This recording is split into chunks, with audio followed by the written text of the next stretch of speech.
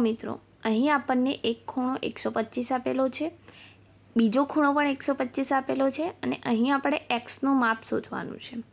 તો મિત્રો, અહીં હું તમને કહી દઉં કે આ બધા જ તમે જોઈ શકો છો બહિષ્કોણ છે. બહિષ્કોણ મતલબ શું થાય?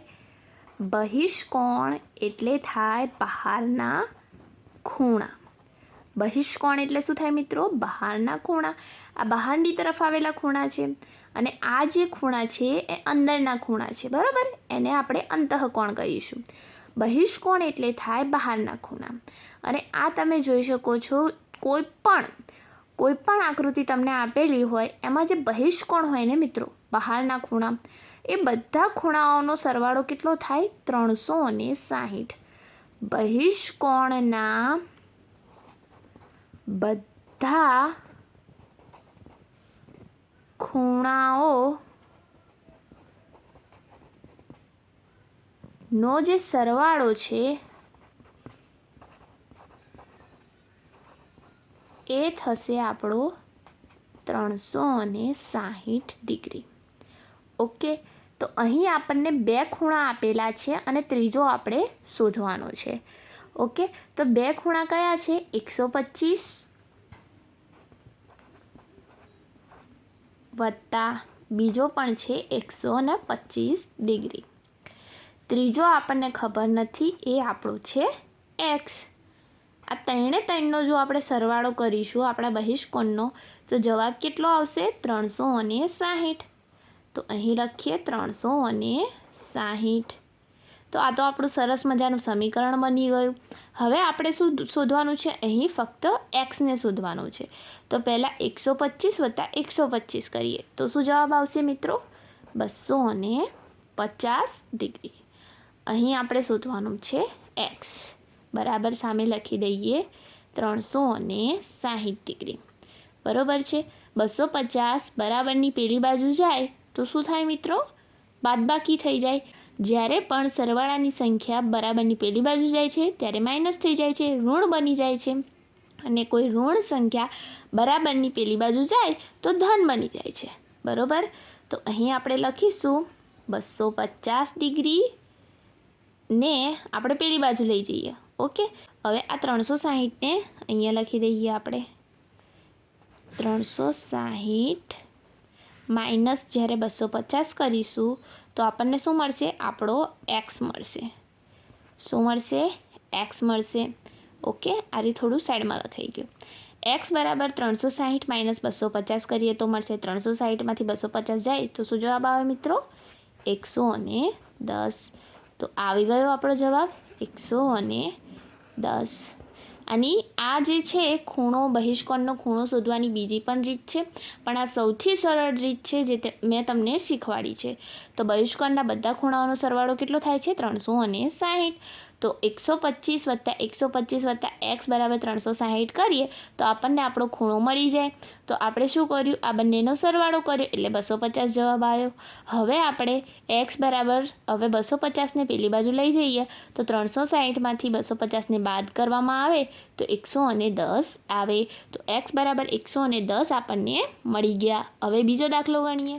મિત્રો, બીજી જે આકૃતિ છે એ આપણને કંઈક આવી રીતે આપી છે. તો આની અંદર પણ આપણે સેમ મેથડ કરવાની છે. આપણને ખબર છે કે બહિષ્કોણના જે બધા ખૂણાઓ છે એનો સરવાળો કેટલો થાય છે? 360. તો બહિષ્કોણના બધા ખૂણાઓનો સરવાળો બરાબર 360 ડિગ્રી. ઓકે, 360 થાય છે. બહિષ્કોણના જે બધા ખૂણાઓ છે એનો સરવાળો કેટલો થાય છે? 360. હવે અહીં એક પ્રશ્ન ઊભો થાય કે ચલો બહિષ્કોણનો ખૂણો આપણે એક્સ શોધવાનો છે, પણ અહીં આપણને આ ખૂણો પણ નથી આપ્યો કે આ ખૂણો પણ નથી આપ્યો, તો સરવાળો કેમનો કરીશું? ઓકે, તો મિત્રો અહીં જે છે સ્પષ્ટ રીતે આપણને આ ખૂણો જે છે કાટકોણ આપેલો છે. પુસ્તકની અંદર આપણને સ્પષ્ટ રીતે આ ખૂણો કાટકોણ છે એવું બતાવેલું છે. બરાબર, આકૃતિમાં થોડી ભૂલ થઈ છે દોરવાની, પણ આ ખૂણો જે છે કાટકોણ આપણને સ્પષ્ટ રીતે આવી રીતે બતાવેલો છે. માટે આનું માપ શું થશે? 90°. આપણને ખબર છે કે કાટખૂણાનું માપ શું થાય છે? 90°.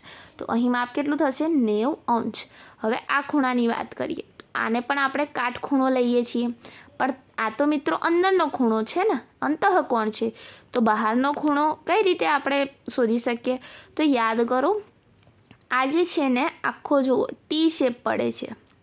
મેં તમને આગળ શીખવાડ્યું હતું કે જ્યારે ટી શેપ પડતો હોય તો એને શું કહેવાય? પૂરક કોણોની જોડ કહેવાય, બરાબર? તો પૂરક કોણોની જોડ છે તો એમાં એક ખૂણો 90 અંશનો છે. અહીં જો, અહીં પણ આપણને જે છે કાટકોણ આપેલો છે, આ 90 અંશનો છે. તો એક ખૂણો જો 90 અંશનો છે તો બીજો ખૂણો કેવી રીતે શોધવાનો?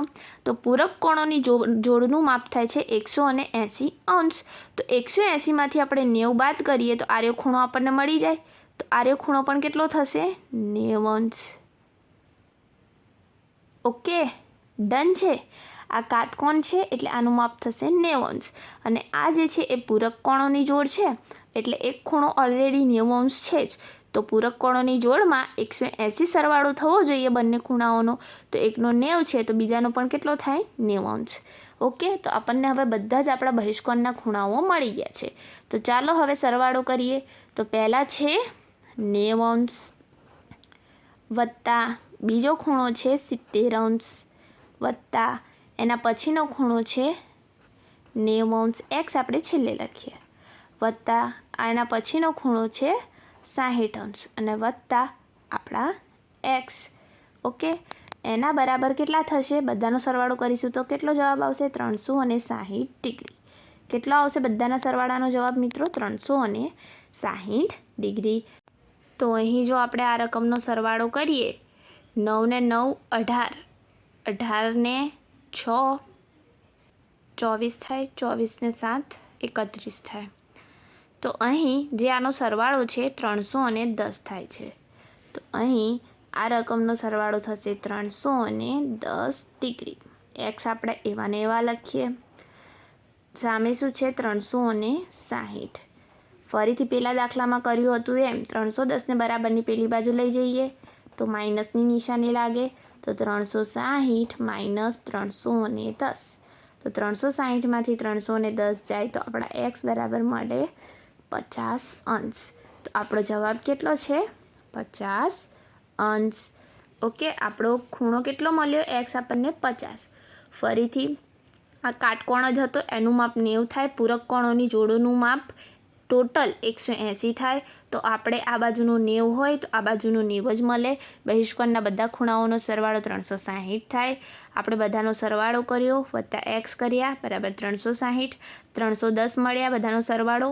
એક્સ બરાબર શું થાય? તો 360માંથી 310 જાય તો આપણને 50 મળે.